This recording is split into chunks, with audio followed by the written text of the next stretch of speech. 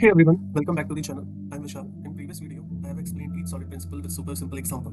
Now in continuation of this, today we will learn how to implement this principle practically. For the sake of simplicity, we will take payment processing system that works, but it's ugly, rigid and violates every solid principle. And step by step, we will refactor it into a clean, extensible and maintainable architecture.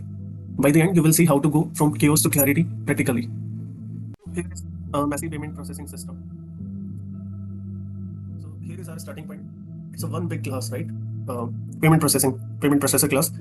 It does validation, payment processing, and sending receipt all in one place. It works, but adding even one new payment type means editing this monster again.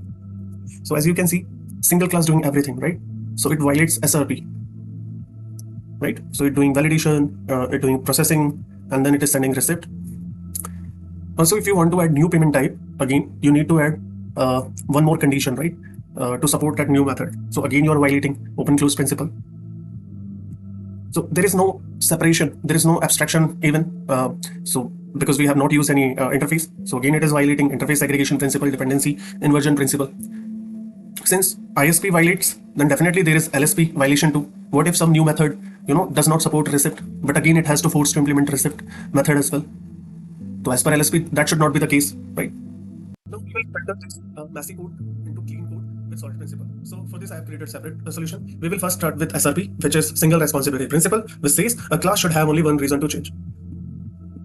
To follow this, I have split responsibilities into clearly defined classes. If you would see in payment processor, validation logic, and payment processing logic and receipt generation logic, all are written into the same class, right? Just for reference, I kept console.writeLine, but in real-time system, it can be complex logics, right? Which again make your class heavy. So better approach is to follow single responsibility principles. So what we can do, we can extract this logic into a separate class. So for this, I've already kept code ready. So I'm copying this code. Let's go to our new solution. Let's copy this code here. So if you see, for validation, there is a separate class. For payment processing, there is a payment handler class. For receipt generation, there is a different class, right?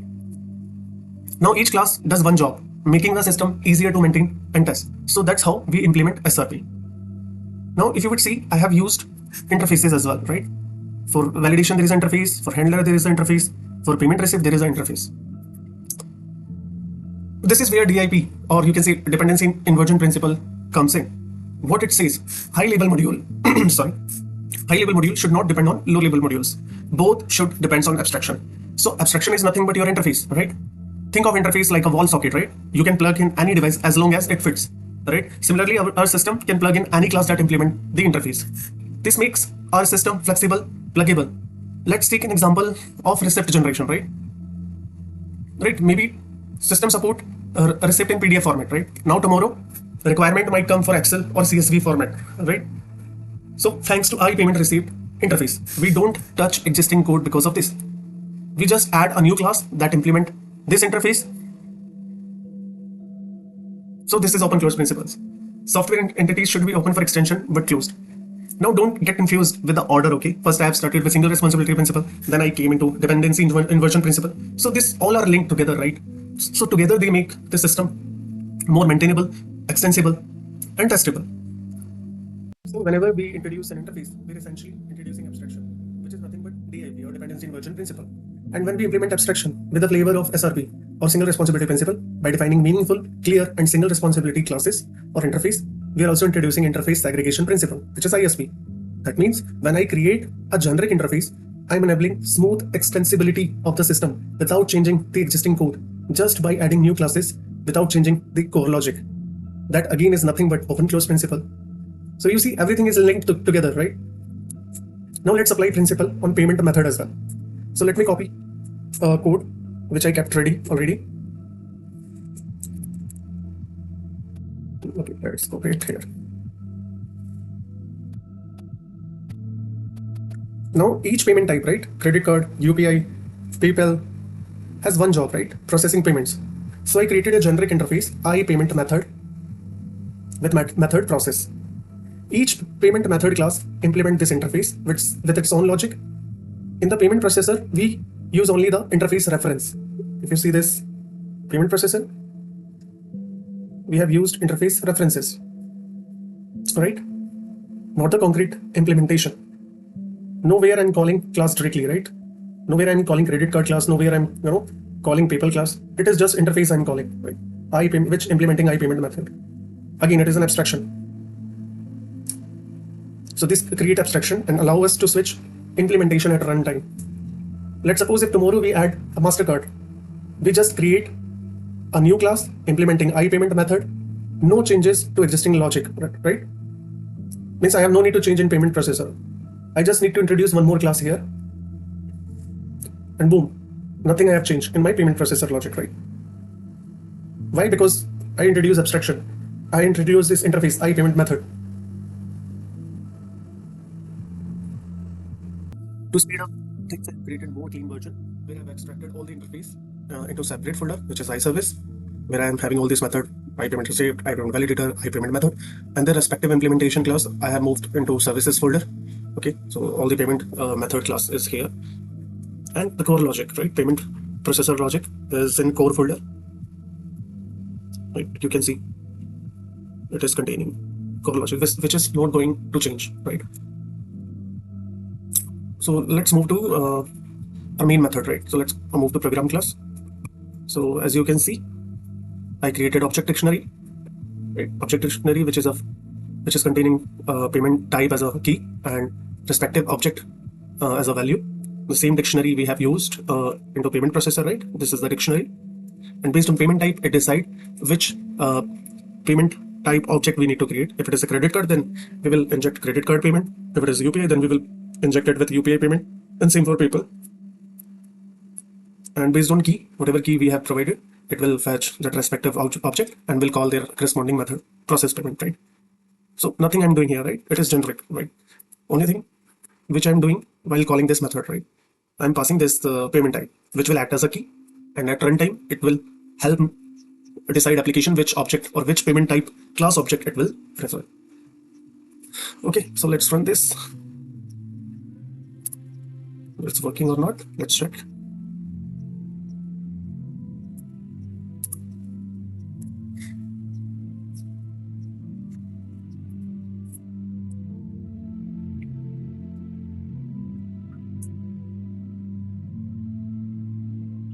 Okay, so we are calling this process method, which we are passing credit card and as a payment type, and amount we are passing. So it called process method, then it called validate functionality, and based on the payment type, it decide which object it is referring. So let's go. So as you can see, at runtime it decided credit card, and it is calling credit card process method only. Came back, then it handle payments, do some extra processing on that payment, and then it called this generate receipt method. That's it. So application working correctly, right? So all these steps, it has been done. Credit card payment of 500 is processing, and handle payment of 500, and receipt got generated. Right, so it is working as expected. So this is how solid principle improve maintainability. By applying solid principle, we can create easy to understand, easy to extend, easy to maintain system. Okay, so the only principle left to address here is LSP, the scope substitution principle, right? Now let's see, a new payment method is introduced into the system that support a schedule payment feature as well. So we can simply add a new interface, for example, one that defines schedule payment method. Then we can implement this new interface alongside the existing one to support both the new and existing feature. The existing payment method will continue to work as they are, since they are not forced to implement the new interfaces. This satisfies the Lipsco substitution principle because the new type can be substituted where the base type are expected without breaking the existing system. Now let's create a new interface to support this schedule payment feature. So I've already created this piece of code.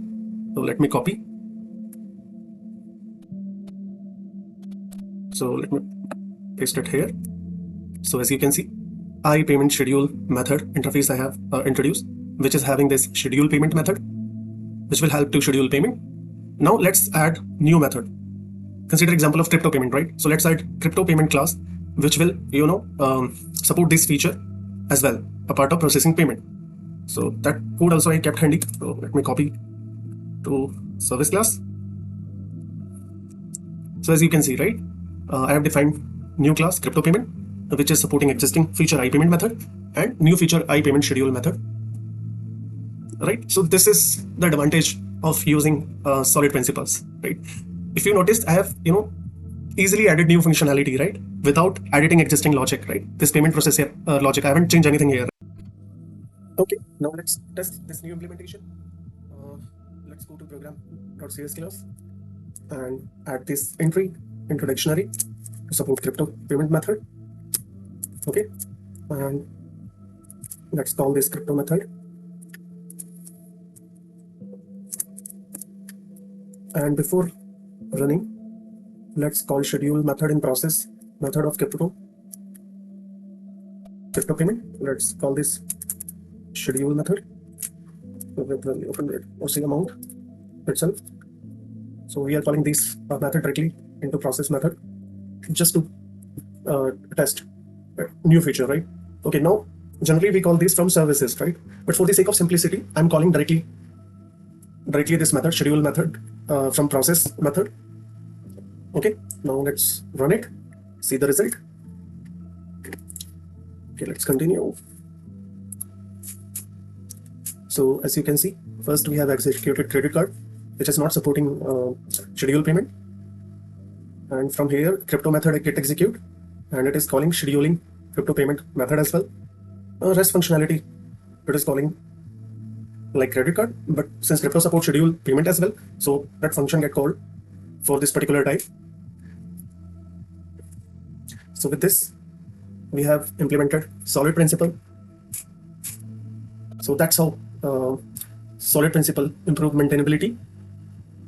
So by applying this, we can make our system easy to understand, easy to extend, and easy to maintain. Thank you for watching. Stay tuned, like, subscribe, and share this with your fellow developer. Thank you.